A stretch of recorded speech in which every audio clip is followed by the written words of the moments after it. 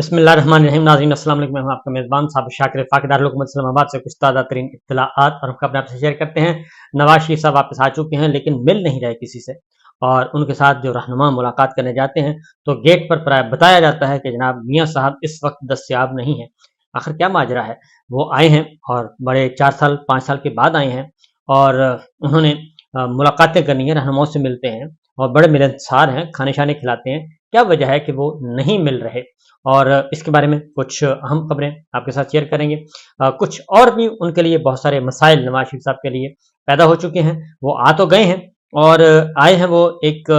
बहुत बड़े मसीहा के तौर पे, रिफॉर्मर्स के तौर पे, कि बहुत बड़े एक इस्लाहकार के तौर पे आए हैं, लेकिन आते सार ही उनके लिए मुसीबतों का एक पहाड़ खड़ा हो गया है और उनके लिए मुख्तलिफ चैलेंजेस आ रहे हैं। अब मेरा ख्याल है कि वो सोचेंगे कि ये किस मुसीबत में फंस गए हैं।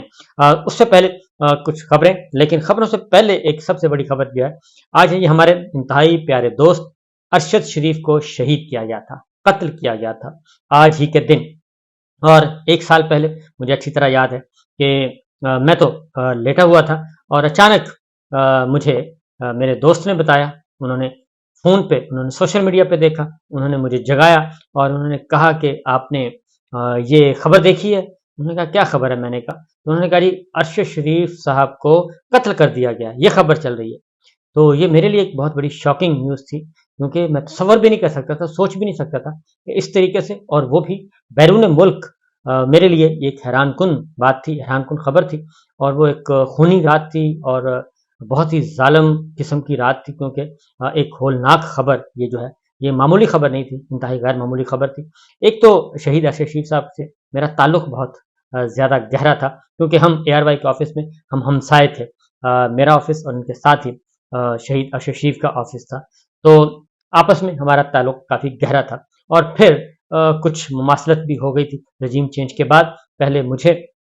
मुल्क से निकलना पड़ा और उसके बाद अरशद शरीफ साहब को भी मुल्क से निकलना पड़ा। उनकी ज़िंदगी को शदीद तरीन ख़तरात थे, इसमें कोई शुबा नहीं है कि उनकी ज़िंदगी को वाक़तन ख़तरा था, और उनको इन्फॉर्म किया जा रहा था। उनके जो वेल विशर थे वो बता रहे थे कि आपके गिर्द घेरा तंग हो रहा है, और उनके पास मुस्तनद इत्तलाआत थी, इसमें एक रत्ती भर भी शुबा नहीं है। और चूँकि मैं एक इन्हीं तकलीफ के लम्हात से गुजर रहा था और मुझे भी आइडिया था, और मैंने भी, हम आपस में नोट्स शेयर करते थे और डिस्कस करते थे, और मैंने बहुत पहले इस खदशे से अरशद शरीफ साहब को भी और इमरान रियाज खान को भी और पॉलिटिशियंस को भी ये इन्फॉर्म कर दिया था, और बाकायदा ऑन रिकॉर्ड किया था, ऑफ रिकॉर्ड नहीं। स्टैंडिंग कमेटी थी, कायमा कमेटी थी सेनेट की, इत्तलात व नशरियात की। फैसल जावेद सेनेटर थे, वो उसके चेयरमैन थे। उन्होंने एक बुलाया था, उसमें इरफान सिद्दीकी साहब भी थे और दीगर रहनुमा भी थे, यानी कि दीगर सेनेटर, क्योंकि सेनेट कमेटी में सबकी नुमाइंदगी होती है। तो उनकी मौजूदगी में मैंने इमरान रियाज खान भी और शहीद अरशद शरीफ भी उसमें आए हुए थे। उनको मैंने बताया था कि आप खतरे में हैं और इसलिए अपना एहतियात करें। मैंने इरफान सिद्दीकी साहब को भी बताया था और पूरी स्टैंडिंग कमेटी को बताया था। वो रिकॉर्ड पे है, वो मेरा बयान जो है वो स्टेटमेंट रिकॉर्ड पे है, तो एहतियात कीजिए। तो लेकिन जाहिर है शहीद अरशद शरीफ पाकिस्तान नहीं छोड़ना चाहते थे, लेकिन जब उनको यकीन हो गया कि नहीं अब मामला ख़राब हैं, तो उन्होंने पेशावर से वो निकले थे। फिर आपको मालूम है कि दुबई में उनका पीछा किया गया, दुबई से उनको डिपोर्ट करवाया गया, और डिपोर्ट उस सेंस में तो नहीं हुए, लेकिन दुबई अथॉरिटीज़ ने उनको आके बताया कि आपका बोझ हम नहीं उठा सकते और हम आपको डिपोर्ट भी नहीं कर रहे, हम आपको हवाले भी नहीं कर रहे। हमें पता है कि आप हाई प्रोफाइल और एक माने हुए जाने हुए जर्नलिस्ट हैं, इसलिए हम इस तरह का कोई इक़दाम नहीं कर रहे। वो आए, उन्होंने बड़े एहतराम से उनको चाय की प्याली पे सारी बात बताई, ब्रीफ किया, और उसके बाद शहीद अरशद शरीफ साहब को उन्होंने कहा कि आप दुबई से चले जाएं। तो दुबई, न सिर्फ ये कहा कि दुबई से चले जाएं, बल्कि ये भी कहा कि आपने किसी भी फ्रेंडली कंट्री में नहीं जाना। फ्रेंडली कंट्री से ज़रा हट के उन्होंने 2-3 मुल्कों के नाम भी लिए कि इनमें नहीं जाना, क्योंकि दुबई अथॉरिटीज़ को, दुबई हुकाम को मामले की संगीनी का अंदाज़ा हो चुका था कि मामला कितना संगीन है। इसलिए उन्होंने बिल्कुल ओपनली शहीद अरशद शरीफ साहब को एडवाइस भी की थी, और वो चले गए थे। और उसके बाद मेरी जो میں نے کوشش کی، ایک دفعہ پوچھا، کوشش نہیں کی بلکہ ایک دفعہ پوچھا، میں نے کہا کہ آپ کہاں ہیں؟ تو انہوں نے کہا کہ صابر بھائی اس کو رہنے دیں۔ میں نے کہا بالکل ٹھیک ہے، آپ جہاں بھی ہیں اللہ تعالیٰ آپ کی حفاظت کرے۔ اس کے بعد انہوں نے ولاگ آتے تھے اور ولاگ پہ پتہ چل جاتا تھا، لیکن فون پہ میرا رابطہ رہتا تھا، ہر دوسرے دن ہماری بلا تکلف بلا روک ٹوک ٹیلی فون پہ بات ہو جاتی تھی، اور وہ اپنے مسائل بتاتے رہتے تھے، میں اپنے مسائل بیان کرتا رہتا تھا، اور اچھے دنوں کا انتظار کر رہے تھے، انہوں نے واپس آنا تھا، اور وہ پھر مجھے نہیں پتا تھا کس ملک میں ہیں اور کیسے نہیں ہے۔ یہ تو اس رات جب یہ ہوا تو میں نے پوچھا کہ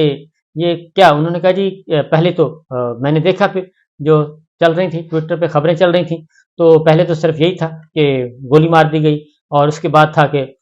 پہلے تھا چلا ایکسیڈنٹ ہو گیا جی، اس کے بعد چلا نہیں پولیس نے گولی مار دی ہے، اور پھر میں حیران تھا، اور پھر پتا چلا کینیا میں، تو مجھے یقین نہیں آ رہا تھا کہ وہ کینیا میں کیسے ہو سکتے ہیں۔ میرا اپنا گیس تھا کہ شاید وہ کوئی سینٹرل ایشین اسٹیٹس میں کہیں نہ کہیں ہوں گے، آذربائیجان ہوں گے، ازبکستان ہوں گے، یا اس سائڈ پہ کہیں نہ کہیں بیٹھے ہوں گے، یا ترکی وغیرہ میں بیٹھے ہوں گے، لیکن جب پتا چلا کہ نہیں وہ کینیا میں، تو مجھے یقین نہیں آ رہا تھا۔ میں نے پھر فون کیا، پاکستان فون کیا، اور میں نے پوچھا، میں نے کہا یہ کیا خبر ہے؟ عدیل راجہ سے میری بات ہوئی، تو میں نے کہا یہ کیا خبر چل رہی ہے؟ انہوں نے کہا نہیں خبر صحیح ہے۔ تو میں نے کہا کینیا میں تھے؟ کہتے ہاں کینیا میں تھے۔ تو میرے لیے یہ بہت ہی ایک بریکنگ نیوز تھی، ایک اور بریکنگ نیوز، کیونکہ اگر مجھے بھی پتہ چلتا، اگر پہلے سے شبہ ہو جاتا، تو میں یقیناً میں کہتا بھی رہتا تھا ان کو کہ آپ کہ کسی بھی وہاں سے نکلیں، جہاں بھی ہیں، میں نے کہتا تھا کہ آپ وہاں سے نکلیں، اور وہاں سے نکل کے آپ کسی بھی بڑے ملک میں چلے جائیں، یورپ میں آ جائیں، کہیں بھی آ جائیں، امریکہ چلے جائیں، تو وہاں سے نکلیں، کیونکہ وہاں پہ وہ بور بہت ہوتے تھے، اور وہ بتاتے نہیں تھے، وہ ظاہر ہے بعد میں پتہ چلا، تو کینیا میں تو بندے نے بور ہی ہونا ہے، تو بور بہت ہوتے تھے، اور کوئی کام وہ کہتے تھے کہ کرنے کا نہیں ہے، بس یہی ہے، ایک میں پڑھ لیتا ہوں اور اس کے بعد ولاگ کر دیتا ہوں ایک آدھ، اس کے علاوہ میری کوئی مصروفیت نہیں ہے۔ اور آوازار وہ کہتے ہیں کہ صابر بھائی بس دعا کریں یہاں سے نکل آئیں ہم، اور پھر بہت ساری باتیں وہ کہتے تھے، افسردہ بھی تھے، اور دل گرفتہ تھے، اور افسردہ اس سینس میں تھے، دل گرفتہ تھے، اور انہیں توقع نہیں تھی کہ ان کے ساتھ یہ سلوک کیا جائے گا، یعنی ان کو اپنی ہی اسٹیبلشمنٹ کے ہاتھوں، اس وقت کی جو ہے اسٹیبلشمنٹ کی لیڈر، اس وقت کی فوجی قیادت کے ہاتھوں انہیں پاکستان چھوڑنا پڑے گا مجبوراً۔ انہیں اس بات کی توقع نہیں تھی، کیونکہ وہ بہت زیادہ کلوز تھے، اس میں کوئی شک نہیں ہے، اور ان کی بہت فالوئنگ تھی، اور ان کی نہ صرف فالوئنگ تھی ہماری مسلح افواج میں، بلکہ ان کی رسپیکٹ بھی تھی، اور وہ این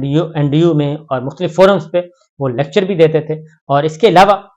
وہ میرا خیال ہے کہ پاک فضائیہ، پاک بحریہ، بری افواج، وہ ہر کسی کے ایونٹ ان کو کرتے تھے، ان کی امیج بلڈنگ، ان کی کوریج کرتے تھے، اور ان کے لیے پروموشنلز پروگرام کرتے تھے، اور میرٹ پہ کرتے تھے، اس میں نہیں ہے، تو ان کو پیار تھا، وہ خود بھی فیملی بیک گراؤنڈ ان کا آرمی کا تھا، ان کے اپنے بھائی میجر جو ہیں وہ شہید ہو چکے تھے، ان کے والد صاحب اور ان کے بھائی ایک ہی دن ان کی تدفین ہوئی تھی، مجھے اچھی طرح یاد ہے F11 قبرستان میں، تو وہ اکیلے تھے، تو لیکن اس کے باوجود ان کا اوڑھنا بچھوڑنا سارا کچھ، ان کی دوستی یاری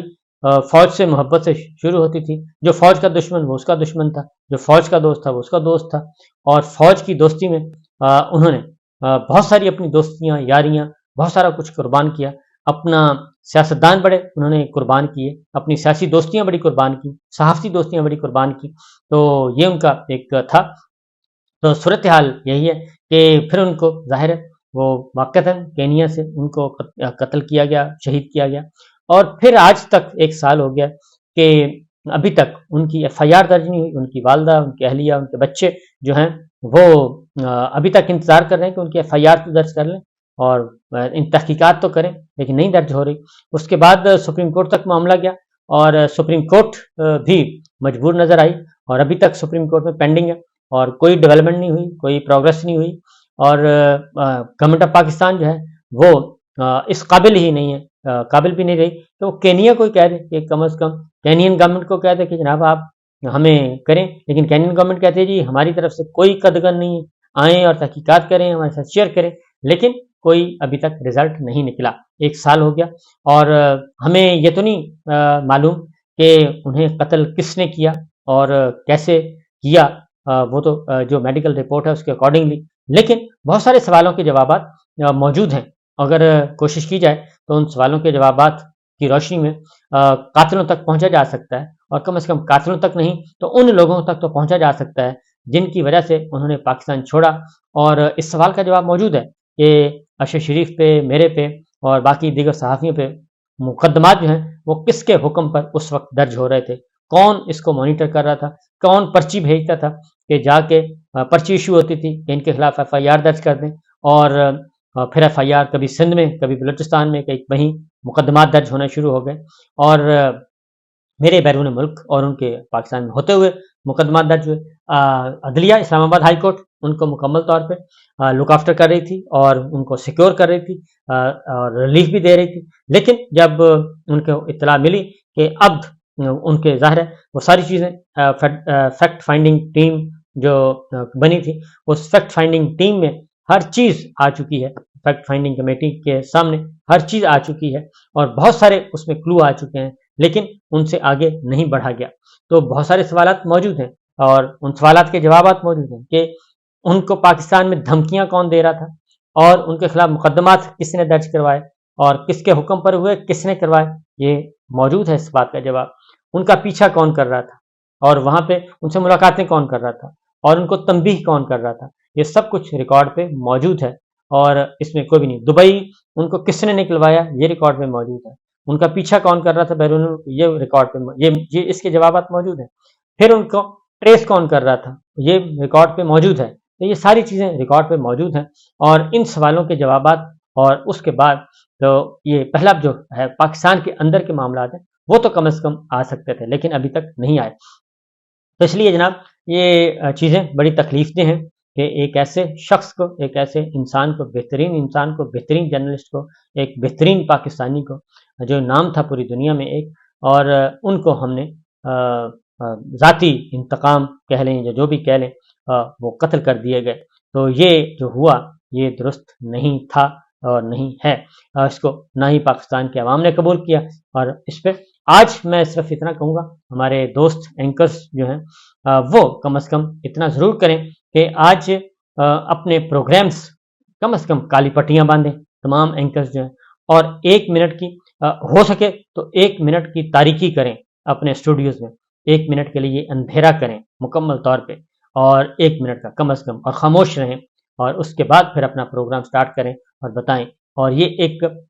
سمبل ہوگا، یہ پوری دنیا میں ایک میسج جائے گا کہ پاکستان کے آج تمام پروگرامز جو ہیں وہ اس میں کیا وجہ ہے کہ یہ کیوں ہو رہا ہے، اور اویئرنیس ہوگی اور اس سے ایک اہمیت اجاگر ہوگی، اور ہو سکتا ہے کہ شہید ارشد شریف کے کا مقدمہ درج ہو جائے، ان کے قاتلوں تک پہنچا جا سکے، ان کے منصوبہ سازوں تک پہنچا جا سکے، یا کم از کم ان تک پہنچا جا سکے جو ارشد شریف سمیت تمام صحافیوں کے خلاف مقدمات درج کروا رہے تھے، اور وہ بھی جھوٹے اور بے بنیاد مقدمات. سپریم کورٹ اپنا فیصلہ دے چکی ہے. تو یہ سچویشن اسی پہ بات کو ختم کرتے ہیں کیونکہ بہت ضروری ہے جناب اس پہ آواز اٹھانا. بہت ہی مظلومانہ اور بے دردی سے قتل کیا گیا، اور پاکستان کے عوام نے ان کا جس طریقے سے نماز جنازہ پڑھا، لاکھوں لوگ اس دن اسلام آباد میں تھے، اور وہ از خود ایک پیغام تھا کہ پاکستان کے عوام کتنے باشعور ہو چکے ہیں اور وہ حق اور سچ کی آواز بلند کرنے والوں کے ساتھ کتنا پیار کرتے ہیں. تو یہ ہیں اب تک کی اطلاعات اور یہ ہیں خبریں. تو پاکستان کی سیاست کے بارے میں بھی انشاءاللہ اگلے ولاگ میں ضرور بات کروں گا. اجازت دیجیے، اللہ حافظ.